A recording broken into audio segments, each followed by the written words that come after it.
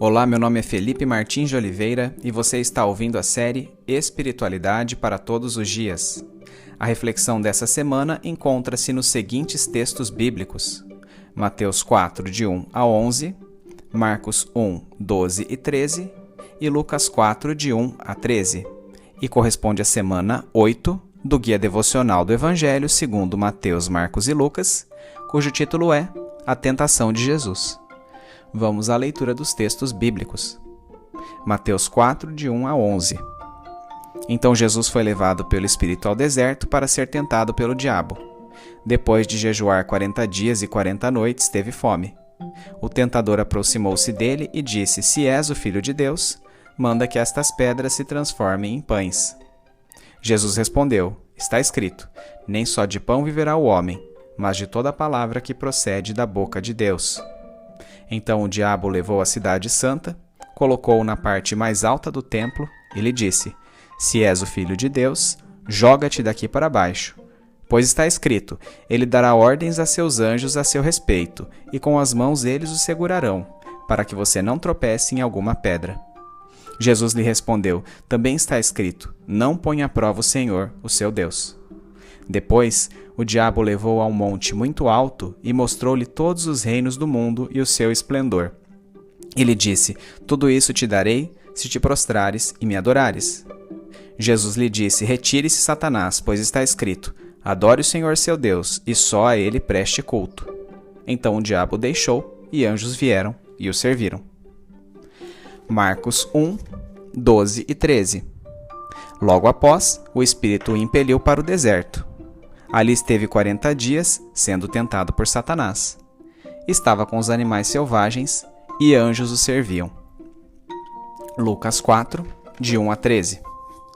Jesus, cheio do Espírito Santo, voltou do Jordão e foi levado pelo Espírito ao deserto, onde durante 40 dias foi tentado pelo diabo. Não comeu nada durante esses dias e ao final deles teve fome.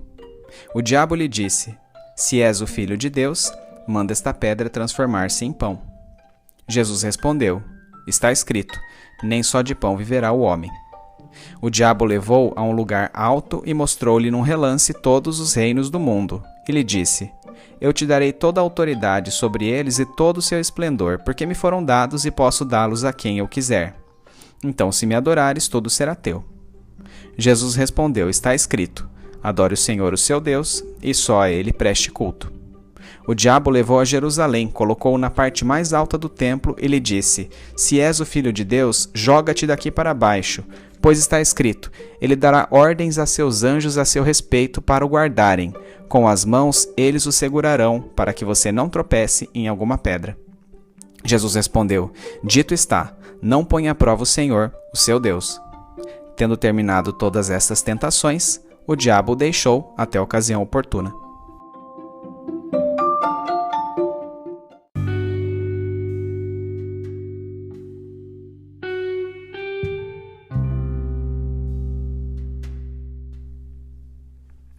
Após Jesus ter sido batizado por João Batista no Rio Jordão, o Espírito Santo desceu sobre ele na forma de uma pomba, e a voz de Deus Pai foi ouvida dos céus, dizendo: Este é o meu Filho amado, em quem me agrado. Este evento pode ser considerado a anunciação externa inicial da identidade messiânica de Jesus, e antecede cronologicamente sua tentação, sobre a qual acabamos de ler nos textos acima. A premissa da qual parte o diabo para tentar a Jesus é a mesma das provações do patriarca Jó, no Antigo Testamento. Satanás questiona a entrega desinteressada a Deus, defendendo que somente pela perspectiva de ser abençoado é que o homem decide servi-lo. Assim, o que está em evidência na tentação de Cristo no deserto é: Jesus, assim como qualquer ser humano, é capaz de se manter fiel a Deus, mesmo em meio à provação? A tentação de Jesus Cristo também guarda paralelo com Deuteronômio 8, de 1 a 5, texto que contém o discurso de Moisés ao povo de Israel antes que ele entrasse na Terra Prometida. Após ter saído do jugo da escravidão imposta pelos egípcios e de ter passado 40 anos vagando pelo deserto, Israel finalmente chegara a Canaã. Uma parte da geração de homens que havia saído do Egito já falecera, então era necessário rememorar os fatos ocorridos à geração mais recente, que estava prestes a entrar nos novos territórios. Nesse sentido, Moisés assim enfatizara: lembrem-se de como o Senhor seu Deus os conduziu por todo o caminho no deserto durante esses 40 anos, para humilhá-los e pô-los à prova, a fim de conhecer suas intenções, se iriam obedecer aos seus mandamentos ou não. Tentado no deserto, como o povo israelita nos tempos de Moisés, por um período de 40 dias e 40 noites de jejum, os quais simbolizam os 40 anos das peregrinações dos hebreus antes de entrarem na Terra Prometida, Jesus foi abordado pelo tentador, que o incitou a usar seu poder para transformar pedras em pães. A resposta de Jesus ensina que, da mesma forma como Deus dera maná aos israelitas de modo sobrenatural, assim os homens devem ter consciência de que dependem de sua provisão. A isto, o diabo levou Jesus até a parte mais alta do templo de Jerusalém, convidando-o a lançar-se abaixo e a ordenar aos anjos dos céus que o sustivessem. A resposta de Jesus em Mateus 4,7 e Lucas 4,12, não põe à prova o Senhor o seu Deus, explana que não devemos esperar a ajuda de Deus nas circunstâncias adversas que nós mesmos causarmos, como a que aqui é proposta pelo tentador. Depois disso, Satanás levou Jesus a um monte elevado e propôs transferir sua autoridade a Jesus sobre todos os reinos do mundo, caso ele se prostrasse diante dele e o adorasse. Sabemos que o diabo realmente é o Deus deste mundo, o qual está sob sua influência pecaminosa, então podemos assumir que a proposta de Satanás a Jesus tinha real precedente. Esta última oferta mostra que o diabo não apenas acreditava que Jesus poderia cair em pecado, movido pelo orgulho, mas pretendia convencê-lo a abdicar de sua morte na cruz. Em outras palavras, o que o diabo está propondo a Jesus ao oferecer a ele todos os reinos do mundo é um atalho, um caminho mais curto e confortável no qual ele não teria que sofrer, pois não envolvia sua morte na cruz, mas apenas o simples ato de curvar-se a ele. Jesus tinha plena consciência de seu senso de missão e por isso recusou-se a fazer o que Satanás sugeria. Com isso, ele deixou de tentá-lo e ele foi adorado por anjos.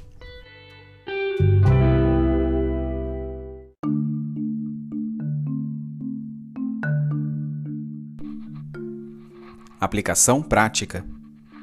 A tentação de Jesus, descrita nos textos lidos, pode ser entendida como uma atestação de seu caráter messiânico. Em contraste com o povo de Israel no deserto, que foi testado, mas falhou, Jesus é o verdadeiro israelita que vive de toda a palavra que sai da boca de Deus. Ele foi tentado em tudo, mas sem pecado. Embora o tentador tenha sido o diabo, o próprio Espírito Santo foi quem conduziu Jesus para ser tentado. Assim como ocorreu com Jesus, Deus certamente testa seu povo, mas é o diabo quem o tenta para praticar o mal. Não compreendemos totalmente como Deus, sendo todo-poderoso e todo-amoroso, permite que o diabo interfira maleficamente em determinados momentos de nossas vidas. Sabemos, porém, que a finalidade destas tentações e provações é a de purificar-nos para que participemos da santidade de Deus, da mesma forma que um pai disciplina seus filhos por amor. Mas não se engane, o fato de Deus permitir que tentações e provações ocorram por meio da atuação diabólica, a qual em última análise passa por seu crivo, não quer dizer que ele induza diretamente o mal em nossas vidas, posto que juntamente com a tentação, ele também providencia o escape para que resistamos a ela.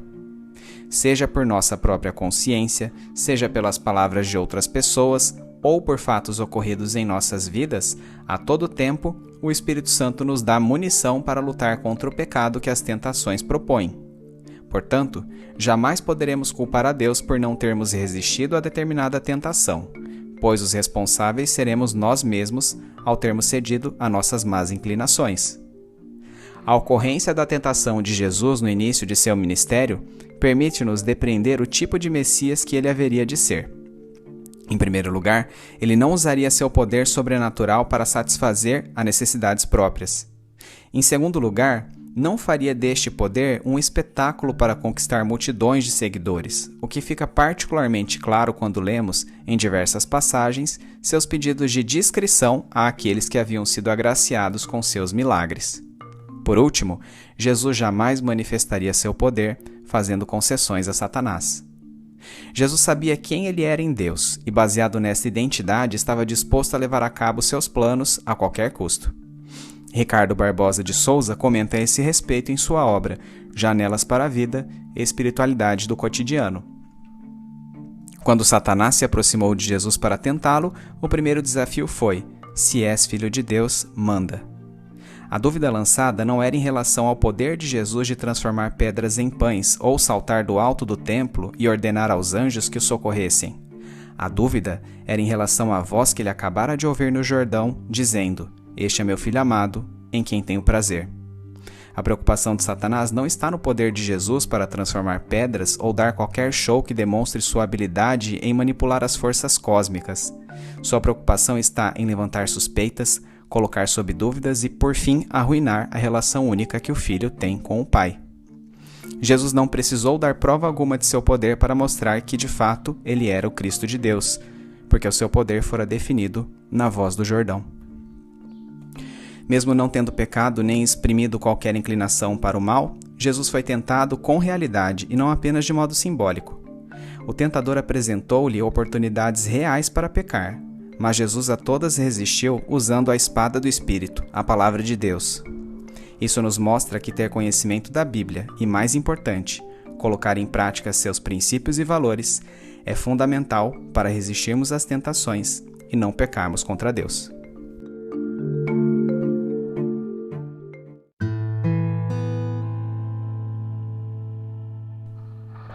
Trazendo da mente para o coração. Ó Pai querido, qual é a minha identidade no Senhor? Quem tenho demonstrado ser quando sou assolado por tentações? Como tenho enxergado sua paternidade em meio às lutas e provações? Por um instante exausto, apenas rendo-me ao profundo silêncio e escuridão deste quarto. Incomoda-me a ausência de ruídos e a consequente necessidade inevitável de ter que confrontar-me comigo mesmo. De repente, meus pensamentos parecem vocalizados. Um profundo desânimo acompanha-me quando relembro de ocasiões em que me senti desamparado por Deus em meio a intenso sofrimento, ao questionar-me sobre seus desígnios. Culpa vem sobre mim quando me lembro das tentações a que não resisti, das palavras imprudentes que disse e dos atos descabidos que cometi. Onde estava o Senhor em meio às dificuldades que vivi? Quais foram seus propósitos em todo aquele sofrimento? Em meio ao caos deste mundo, onde está sua mão todo-poderosa? Onde estão os atos de seu todo amor? É possível enxergar-me como filho nos momentos em que sua paternidade parece ter me abandonado? Respiro profundamente, procurando acalmar minha alma. O Consolador me visita, reafirmando que Deus esteve sim presente em meus momentos de angústia e que Ele continua aqui.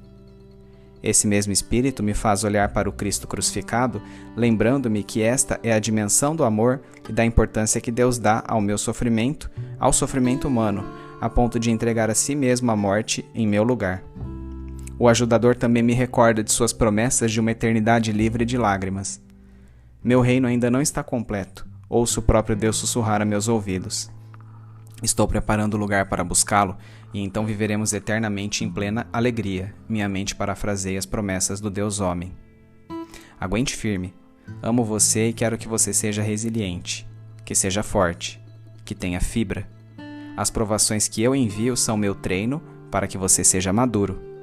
As tentações que eu permito tornam você mais parecido comigo. Um pai que não ama seus filhos os deixa à própria sorte, sem disciplina, e então eles se enredam em seus desejos e cedem às tentações, caindo em pecados que terão consequências destrutivas. Minha misericórdia, minha cerca de proteção, também envolve desenvolver em você a resistência para dizer não a estes erros. Aprenda a dizer não a tentações em determinada área de sua vida e então, como um treinador que aumenta a intensidade do treino do aluno, predisporei você a provações em outras áreas.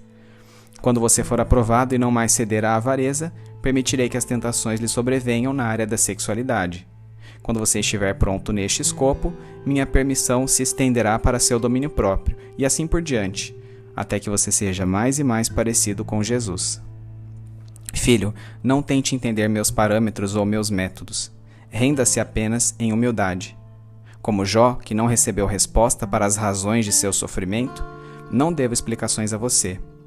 mas apresento a você meu primogênito Jesus, ensanguentado e desfalecido, para que você veja que nem mesmo ele, nem mesmo a mim próprio, eu poupei. E da mesma forma que Jesus foi exaltado em glória, tenho preparado a você a ressurreição e a vida plena a meu lado. Você está disposto a pagar o preço para poder participar desta vida? Senhor, dá-me forças, resiliência, humildade, menos questionamentos e mais atitudes. Por mais doloroso que seja, complete sua obra em mim.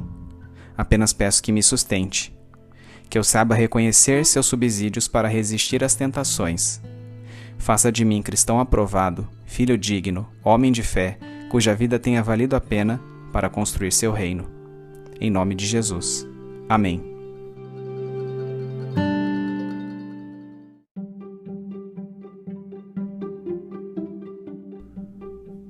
Medite mais sobre este texto ao longo da semana. Domingo. Leia os textos de Mateus 4, de 1 a 11, Marcos 1, 12 e 13 e Lucas 4, de 1 a 13, bem como os comentários sobre eles. Segunda-feira. Releia o texto de Deuteronômio 8, de 1 a 5, para entender o contexto histórico ao qual remete a tentação de Jesus. Então responda: como sua tentação pode ser comparada com o povo de Israel prestes a entrar na Terra Prometida? Terça-feira, após compreender os textos que discorrem sobre a tentação de Jesus e reler a passagem de Jó 1, de 9 a 11, responda: qual a premissa do diabo em ambas as tentações, a de Jó e a de Jesus? Quarta-feira, quais foram os 3 aspectos nos quais Jesus foi tentado pelo diabo e como resistiu a cada um deles? Quinta-feira, a leitura de Tiago 1, de 12 a 15, ensina-nos que, embora permita que o diabo produza tentações em nós, Deus a ninguém tenta diretamente, já que cada um é provado por meio das más inclinações de seu coração. Além disso, 1 Coríntios 10, 13 mostra que o próprio Deus nos concede um escape para que possamos dizer não ao pecado, a que as tentações nos induzem. Dessa forma, a resistência às tentações parece começar com uma análise realista de nós mesmos. Nesse sentido, reflita: quais são seus pontos fracos, isto é, quais são os pecados recorrentes que você tem cometido? Esses pecados refletem que tipo de cobiça? Ore para que seus olhos estejam abertos para reconhecer o risco de cometer este mesmo tipo de pecado quando a próxima tentação lhe sobrevier. Resista ao diabo por meio da pureza de atitudes e de uma postura humilde e submissa a Deus, e a tentação cessará. Sexta-feira. Como você enxerga a disciplina? Que impacto tem as diferentes tentações e provações por que você passou em sua forma de encarar a paternidade de Deus? Você entende que sua disciplina é um ato de amor paternal? Assim como ocorreu com Jesus, saber quem você é em Deus, ou seja, que você é seu filho amado, será a âncora para que você enfrente as dificuldades da vida e seja aprovado. Sábado. Quais as implicações práticas dos textos de Mateus 4, de 1 a 11, Marcos 1, 12 e 13 e Lucas 4, de 1 a 13, para a sua vida?